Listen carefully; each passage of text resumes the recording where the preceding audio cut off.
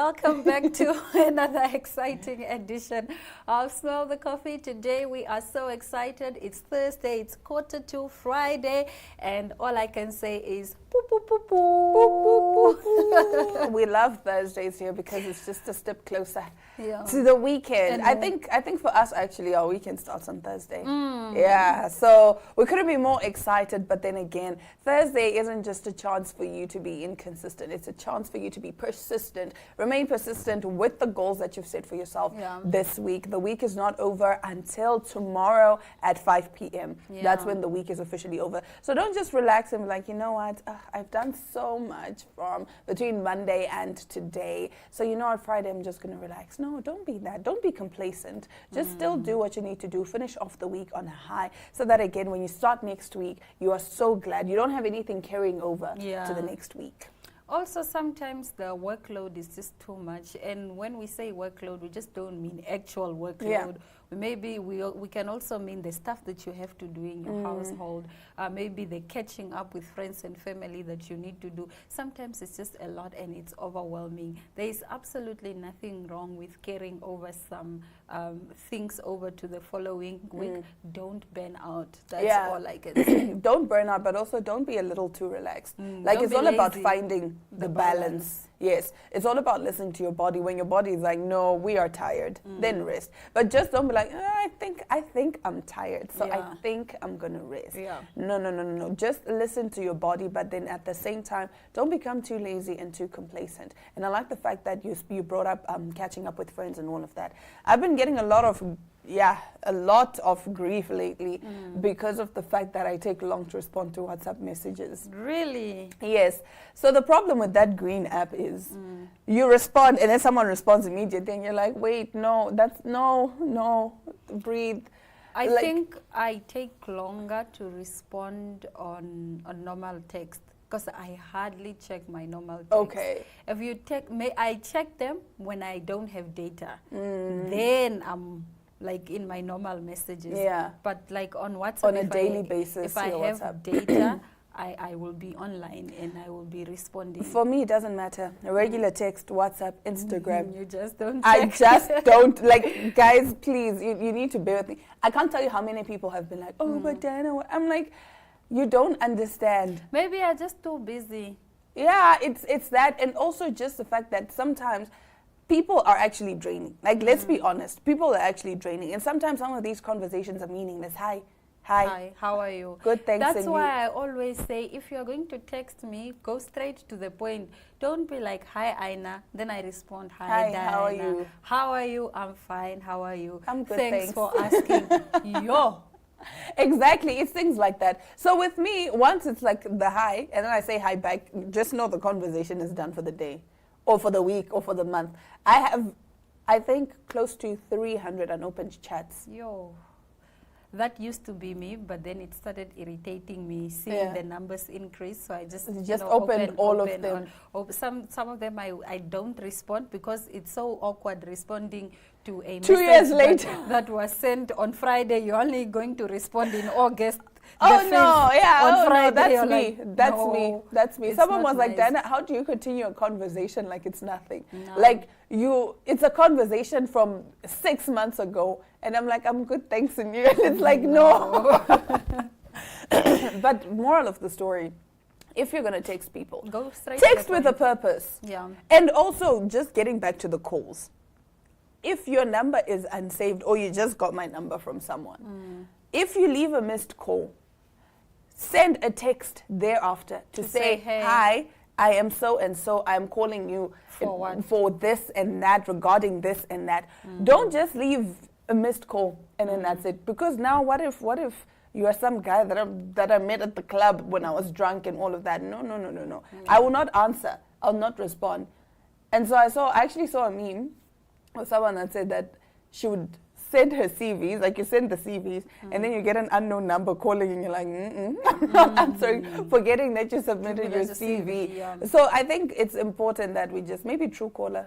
I think it's advisable if you are job hunting to always speak up. Yeah, no, definitely. But on a regular, whoever's, but you won't know. It could be on a regular, like I've been called for some job interviews even at 7, 6. Jeez. And that's after working hours. Jeez. So a person will just be like, who's calling me now? A job won't call me at 7 or just answer. Or 8. You'll be surprised because HR officers, especially for when they get a lot of applications, it takes so long. Let's say they have to shortlist 100 people. You won't finish calling people. You will call some in the morning, some during lunch, some after 5. Yeah, it's true. But again, that is when you're hunting for a job. For me, if I see an unknown number, I'll watch it ring. And then immediately after, I'll send a text. Can't talk, please text. That's just who I am. So please, it's not anything personal. It's just a Diana thing. I don't like talking to people. That's that on that. And you must improve. For me, I wouldn't just pick up if I'm busy. If I'm having my quiet time, or if I'm Bible studying, meditating, and you call me, then or if I'm praying, I won't answer. Maybe sometimes I'll get back to you if I remember to. If not, it's just what it is. The only person I can respond to, I can talk to on the phone for hours, my mom and my sisters and my brother. That's it. Everyone else is like, okay, chapeau. And I have one friend who always calls me. That one. He always calls me 2 or 3 hours. We are on the phone talking about nonsense. But anyway, do let us know what are some of your pet peeves when it comes to text messaging or calling, whatever it is. Do let us know. We'll be right back with our top stories right after this. Entries are now open for the Republican Bridal Couple of the Year competition. Couples married between 1 March and 31 May 2024 have until 31 July of this year to enter the first round of the Republican Bridal Couple of the Year competition. One of the top 10 couples will be chosen from this pool to participate in the final, taking place in May 2025. To better your chance of reaching the final, enter now. To enter, simply WhatsApp #Bridal2025 to 085 785 6231 and follow the on-screen instructions, or scan this QR code.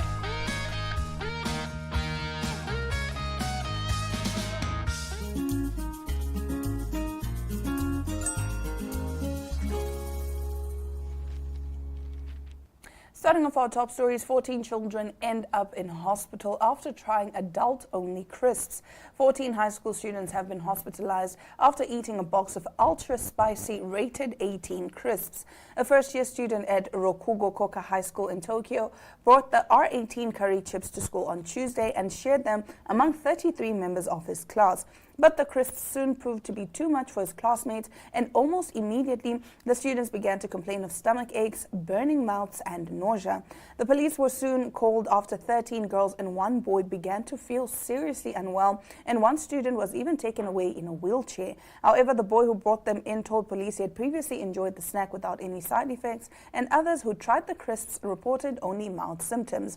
The snack comes with a warning advising those under the age of 18, people with high blood pressure and a weak stomach, not to consume it. It further advises consumers to not consume the entire snack by themselves, since it could cause diarrhea, and not to handle the crisps if they have cuts on their hands. Isayama Corp, which makes the crisps along with a range of other extra spicy foods, said it sincerely wishes for the swift recovery of those who have reported feeling unwell. Firstly, if you're under 18, why are you consuming something that is way above your age? Like, it just... There's a reason there are these warnings. Yes, and you see the warning on the pack. Yes. It's not for... Under 18, because your body cannot digest that. You see, the last picture that we saw there was actually a teen that died from trying that one chip challenge. It's a very spicy chip, and he actually died. I think like a lot of Gen Zs are very fearless, but sometimes it's good to have a bit of fear. A lot of them are doing a lot of dumb things for these challenges, for TikTok. For this TikTok. Like, don't do it. Don't. Oh, I'm trying the spicy one chip challenge. No, don't do no. it. And then now you're dead. Now what?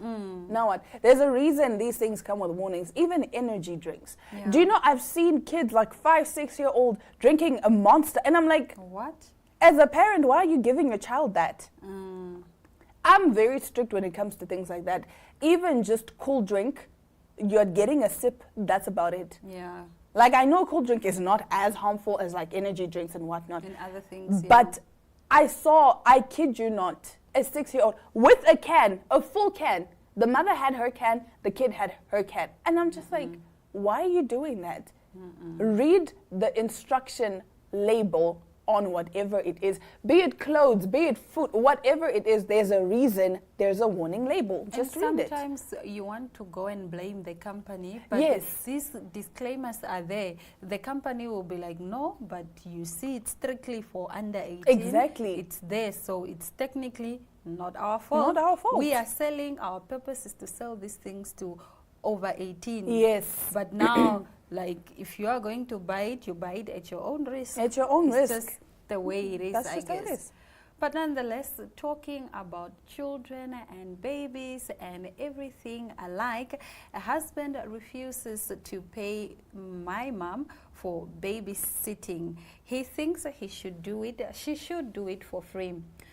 Childcare is very expensive no matter where you live in the world. If you are lucky enough to have a family to help them out, they should get paid too. One couple has been left fighting over how much to pay. A set of new parents have been blasted and told they are not mature enough to have a child after they admitted they wouldn't be paying the grandmother to care for their baby full time. The heated discussion came about when the mother of the child took to social media to ask advice on how to convince her husband that it was only fair to give her mom a wage to take care of their 3-month-old infant. She wrote, "My partner and I have to go back to work next week. My mom will be the babysitter while we are working. That will be 40 hours a week, almost every week. She will babysit in her home, which is just across the street. Basically, my partner and I have completely opposing views on whether she should get paid or not. I believe she should get paid. She's 68 years old and is quite active. She likes going places and being outside. While babysitting won't prevent her entirely from doing these things, it will limit her to a certain extent, especially when the baby is so young. My partner, however, believes she should not get paid and seems almost insulted at the idea. He thinks that she should be happy to do this because it will allow her to spend time with her grandson. He also thinks because she lives just across the street that is convenient. When I asked him if he would expect the same for his dad, he said no, because he lives an hour away. The grandmother in question had only requested $400 a month to cover expenses, which are considerably less than what they would have to pay for take care. What's your take? Excuse me. Honestly speaking, because the mother asked, I don't think it's unreasonable. It's unreasonable, coming from someone who had her mom raise her child. She never expected any form of payment. But in this case, it's not like she's expecting. But that's because you and your mother lived in the same house. No, I understand. But again, let me finish with what I'm saying. It's the fact that this woman asked for money for basic needs and necessities. That I don't think is unreasonable at all. I don't think, because again, this is 40 hours. And again, with my mom, it was different because it's just maybe 2-3 hours. And that's it. And it's not on a daily basis. But this is every day. You're taking 40 hours. You're taking this person away from their daily routine. And she's 68 years old. No, I don't think it's unreasonable at all. And it's only $400. because considering what they were going to pay for childcare. Let them take their child to daycare. You know, I would rather my mom take care of my child because you can trust your mom. Like we trust our parents with our kids. You don't know what's going to happen at daycare. You know these stories that we hear every day of daycares. So I don't think it's an unreasonable expectation. I think you must also just appreciate people. Yes. You don't need to wait for your mom to ask. Just give her something. Give her something. 1,000. Say, Mom, thank you. I'm sure she would have never asked if you had appreciated. Yeah. I think, because it was the same with my mom. I'd just be like, oh, you know what, there's a little something. She's like, oh, no, but I wasn't expecting it. But just that thing of, you know what, no. Thank you. You may be the grandmother, but you don't have to do this, but you're doing it. So here's a little token of appreciation. I think the partner is selfish for that. But anyway, that does bring us to the end of our top stories. Let us know what your thoughts are. Would you pay your mother or your parents, rather, to take care of your child? Or is this an unreasonable request? Now, after the break, we continue with our Miss T Namibia interviews. Stick around.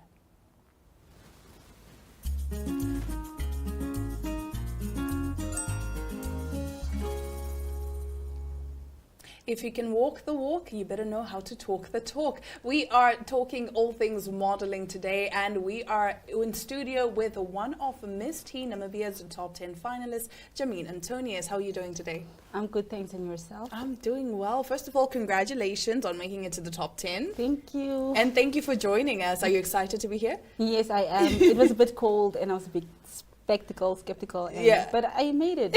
You made it. You're here, and we're excited that you're here. So do start us off by telling us a little bit about yourself and what motivated you to participate in Miss T Namibia. As mentioned, I'm Jameen Antonius. I'm a middle sibling of 3. I am a first-year mechanical engineering student. And actually, the initiative was driven by my mom, since she was a previous model back in the days. And it was basically a thing of her telling me, no, this is the last time that you can enter. And I entered once in 2018. And so she thought, no, go back again, do better. You are better now. So I was driven by that. But then 3 hours prior to the submission, I was sitting with it and I was thinking, should I really do this? I was asking myself, why am I doing this? Why am I doing this? And it really required me to think a lot. And I thought about it and then I submitted. 3 hours prior to the closing time. Jeez, wow. Okay. So actually, I'm very impressed by the fact that you're not just beauty, you're also beauty with brains. And that's, I think, the most important thing. People really just think modeling pageants are just all about looks, but you actually do need to have brains too. So I'm excited that you are, a mechanical engineer. I couldn't even dream. We love girls in STEM. We love them. All right, so have you participated in previous pageants? Like you said, 2018 was when you entered. Have you done anything else other than that? If so, can you briefly share the experiences with us? So my pageant journey started when I was 9 years old. So I'm an alumni, should we say. So I started when I was 9 and I entered a few competitions in SA. But unfortunately, I didn't get the titles, but I enjoyed the journey and all of it. And I was little, and if they're sweet, I'm happy. And so that was from 2018 up until 2021. Okay. 2022, I entered a pageant that was held in Thailand, Miss Teen Star International. And I got 2 titles. I got the Friendship Award as well as the Best Evening Gown. Wow. But I didn't place in the... in the top 5, the top 3. But I really didn't feel anything because the experience was amazing. The friends I got there, along the way. bonds, it was amazing. So I can't say it was a loss. It was a gain. Alumni, we love to see that. So how would you describe your experience in this particular pageant, Miss T Namibia, so far? My experience, actually the organization makes it a bit smoother. Okay. It's a thing of communication. Let me say I have school and they have a schedule planned out. It's a thing of having to communicate with them so that they can navigate around it. So I can say the organization makes it very much easier. And then the contestants, lovely, intelligent girls. The journey is amazing. These girls. It's it's actually truly inspiring to see that, excuse me, a lot of the times people think, again, with modeling pageants that there's competition amongst the girls, and you know they're the mean girls because we're all vying for one title. But it's beautiful to see that actually, because every lady that has been here has actually spoken about the friendship and said, you know, the friendship and just the support that you guys give yourselves is truly inspiring. That is very beautiful. Hey, you guys are truly good sports. Now, if you could implement one major change in Namibia for the betterment of the youth, what would it be and why? I would say that we should make the voting policy a bit more strict on the youth. Okay. They are complaining about things not being right and things not being done right, but they don't want to step up and vote. So it's a thing of having to take the law into your own hands and strive for change. Now you sit at home and you are complaining about the government this, this party this, but you're not stepping up and going to voice your opinion. So if you are not going to submit a vote, how do you expect to be heard? Yeah. If you want to make the change, go out and make the change. The change is not going to come to you while you're sitting in your house comfortably. But how would you then implement that? Because it's not just, you know, going on TV and saying, go vote. How would you actually get the youth to go out and vote?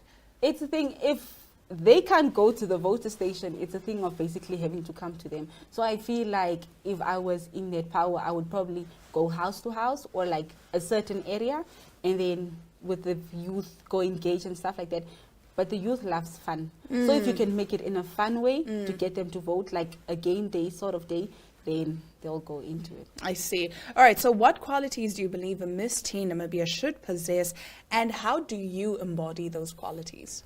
A Miss Teen Namibia winner should be intelligent, not just in the sense of like book-wise, but should know about the world around her. And I can say that I'm really getting there. A Miss Teen Namibia should be, you know, outgoing, engage with the community, be loved, be lovable. And that's one thing I have been doing, going out, reaching out. It's not necessarily just about you doing charity work, but it's just you going to show the people that, no, we see you, we care for you, and stuff like that. So basically, a Miss Teen contestant should be that. And she should pray. She should pray. Yeah, for guidance, for discernment, all of that. Yes, she should pray, because a lot of people are not happy with the position that you're in currently. So it's a thing of having to pray and ask God for protection. It's a thing of asking for guidance, because sometimes you feel stranded. You have a lot to do, but you don't know where to start. So you have to ask for guidance, and that is one thing I do best. That is beautiful. You have me sold. If I was on the judging panel, I'd be like, yeah. Speaking of the judging panel, which I'm not on, obviously, let's say you were to win Miss Teen Namibia 2024. What would your main focus be, and what would you advocate for during your reign, apart from, of course, the youth voting? Yes. So I'm currently advocating for quality education for all.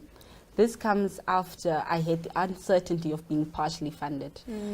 Sometimes my parents could support my education, and other times they simply couldn't. So not knowing that I would have what I needed to succeed is something no child should face. There are two specific causes under it, those that are underfunded and those with disabilities. And as my first objective, I'm curating stationery hampers, of which I will be donating to various schools in rural areas. But only on the 24th of July, after the pageant. And then I have a lot more planned, like inclusive arts festivals and so forth. And then probably podcasts on my Instagram channel. I also started a foundation called the Bright Future Foundation, BFFs. Oh, I love the abbreviation. Thank you. And it works with inclusive education. But then it's not limited, because if I can extend a helping hand, why not? Why not? So if there is a need in the community and I can assist, then I won't stand back, I will go for it. If you can help, then you definitely should. I got goosebumps as you were saying that, because again, the fact that even your stationery hampers, you're giving them away after the pageant. So it's not even a thing of only if I win will I do this. It's just something that is truly close to your heart. That is absolutely beautiful and truly inspiring. Now, before I let you go, I need to know, do you have any advice that you would like to give to young aspiring models that look up to you? This is a question since I entered Miss Teen and I got to the top 10. Young girls have been texting me, have been DMing me and asking for advice. And I would say that if you want to do it, go for it. Don't limit yourself. Don't think of what ifs. Don't think of you're not enough, you don't have enough. Go for it. Opportunities come to those that go out and seek for it. Don't sit back. Don't lay back. Don't doubt yourself. You have what it takes. Step up, get up, and do the thing. Jameen, that is truly inspiring. That is beautiful. This whole interview was very beautiful. You managed to give me goosebumps. You know, I wish you all the best in your Miss Teen Namibia journey. We're looking forward to seeing you strut your stuff on the stage. Thank you so much for having me. All right, we'll be right back with more Smell the Coffee right after this. And that's it for today's episode of Smell the Coffee. But, excuse me, tomorrow you can catch Glenora, and she'll be keeping you company, of course, and taking you into the weekend nicely from Diana Master and Aina Raisa Kweyo. It's all our love, all our light, and ciao.